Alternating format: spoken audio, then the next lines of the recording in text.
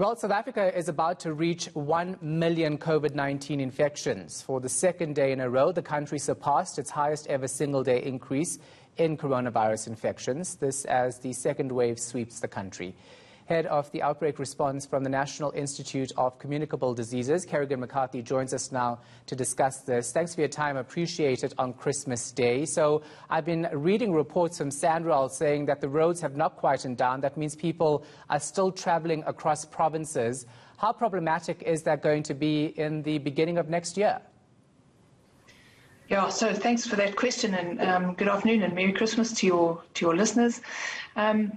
The coronavirus is transmitted through respiratory droplets of infected persons, and there's good evidence to show now that persons who have asymptomatic infection are equally capable of transmitting the infection. And so that means that when people move around from place to place, from one house to the next, from one province to the next, there's a risk of transmitting the virus.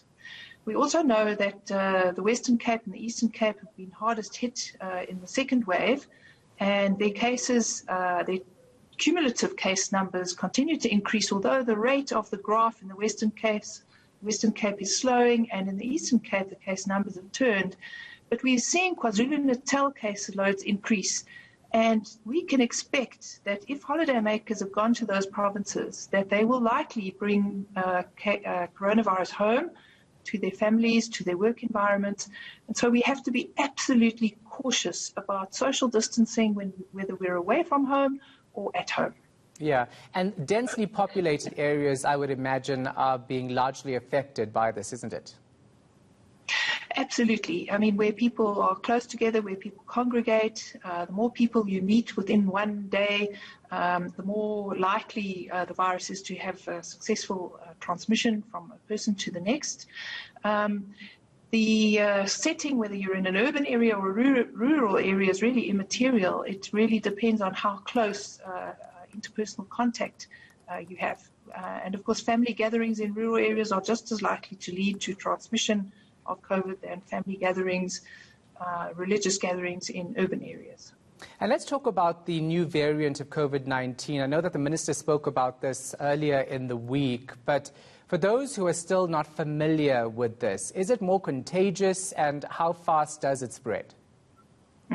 So we have an excellent surveillance system to look at the genome sequences of the COVID virus, and that's an important part of monitoring for changes in the epidemiology of the disease. Now, we picked up this new variant through genetic analysis, but we didn't pick up the new variant through an epidemiological signal. In other words, it wasn't that there was new, different kinds of people being infected or a different disease illness. So at the moment, all we know is that this genetic variant is present amongst the majority of genome sequences that have been isolated in the recent weeks in South Africa. Whether this strain is more virulent, in other words, whether it causes more severe illness, or whether it's more transmissible, at the moment is up for question. There are people, and you have heard Prof. Dalvera speak on your channel, talking about possible increased virulence because it has taken over, the new variant has taken over the strains of COVID that previously existed. And this may suggest that it is transmitted more easily from person to person. So there is circumstantial evidence that it is more transmissible. At the moment, there's no evidence that it causes more severe disease. These questions are still being investigated through an analysis of the data that we have collected up to date.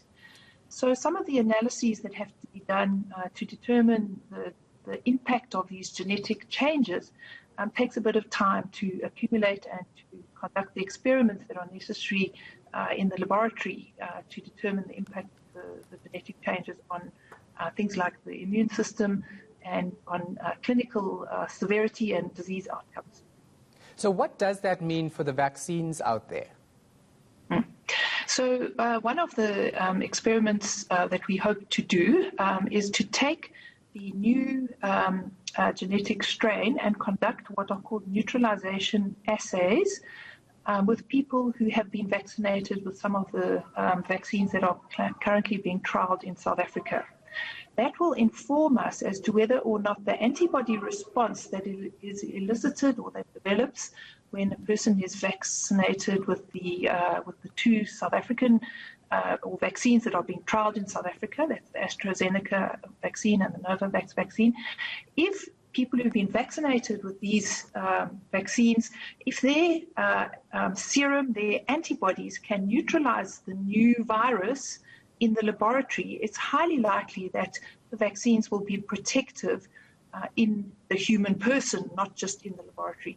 And those experiments take a few weeks to do because one has to grow up the new virus variant in a biosafety laboratory and then conduct these neutralization tests. So these are the kind of questions that we're asking and the tests that we're doing to understand the impact of the new genetic changes.